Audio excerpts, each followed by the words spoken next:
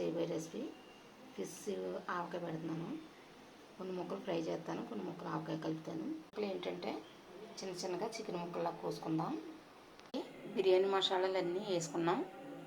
ఇవన్నీ వేపేసుకుని పొడి చేసుకోవాలి. అవన్నీ ఇలాగా పొడి చేసేసుకున్నాం. వేడెక్కింది. ఇప్పుడు ఈ ఫిష్ ముక్కలు ఇందులో వేసేసుకుందాం. బాగా ఎరుపు రంగు వచ్చేదాకా వేసుకోవాలి. చిన్న మంటలో పెట్టుకుని వేసుకోవాలి. వేగాలి. ఇప్పుడు ఒక గిన్నెలోకి తీసేసుకుందాం. కరివేపాకు, ఎండుమిరపకాయ, అల్లం వెల్లుల్లి పేస్ట్ వేగిపోయినవి వేసుకోవాలి. మనం ఇందులో సరిపడగా కారం వేసుకున్న మసాలాలో చూసుకుని వేసుకోవచ్చు. ఫిష్ ముక్కలన్నీ ఇందులో వేసుకోవాలి. పులుపు వేసుకోవాలి. ఆవపిండి వేసుకోవాలి. పిండి చల్లారేకి వేసుకోవాలి. కొంచెం ఎండ పెట్టుకున్న చింత చిగురు వేసుకుంటున్నాను. చింత చిగురు వేస్తున్నాను. చింత చిగురు వేసుకుంటే బాగుంటుంది. రేపు చేయట్లేదండి, కామెంట్లు పెట్టలేదు ప్లీజ్ అండి.